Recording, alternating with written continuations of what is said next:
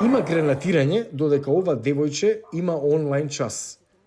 Неколку семејства со деца остануваат овде во она што остана во градот Хулија Поле, кој се наоѓа во украинскиот регион Запорожје, само неколку километри оддалечен од линијата на фронтот. Сега властите ги притискаат оние со деца да си заминат. На жаль, батьки. За жал, некои родители не сакаат да ги евакуираат своите деца од различни причини. Наш приоритет се животите на овие деца. Така што правиме и ќе продолжиме да правиме се што е во наша моќ за да ги евакуираме преостанатите деца од Хулијаполе. Во градот останаа 2 семејства со 4 мали деца.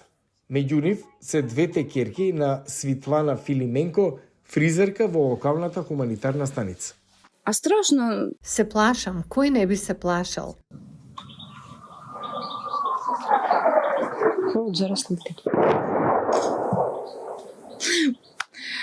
Ну, зараз. Уште пострашно е кога сте на локација што не ја знаете. Руските сили ја оштетија локалната станица Starlink и нема безбеден интернет или врска на станицата за помош каде што работи Филименко. Локалните жители доаѓаат да ги полнат своите телефони бидејќи тука има генератор, тие исто така може да се напијат кафе и да исперат алиште. Но не може секој да стигне овде. Градот постојано се гранатира. Каждый ден обстрели идут. Без цього никуда.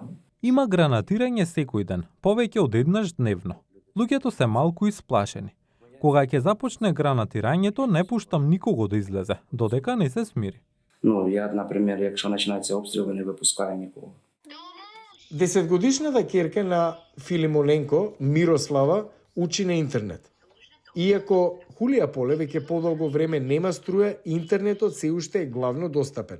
Мирослава прави училишни задачи онлайн. Це завдання зрозуміло, діти?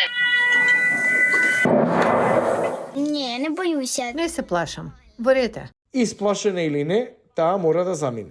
Владата им нареди на сите деца да заминат од оваа многу опасна област. На Филимоненко тоа не и се допаѓа.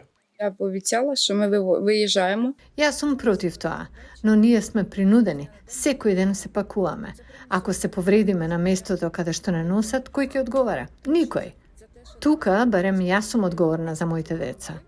Не е јасно кога семејството ќе биде принудено да се евакуира. Тие моментално бараат привремено место во градот Запорожје, подалеку од линијата на фронтот. Само во последната седмица, владата вели дека над 20 деца и нивните семејства се евакуирани од градовите во регионот кои се блиску до линијата на фронтот.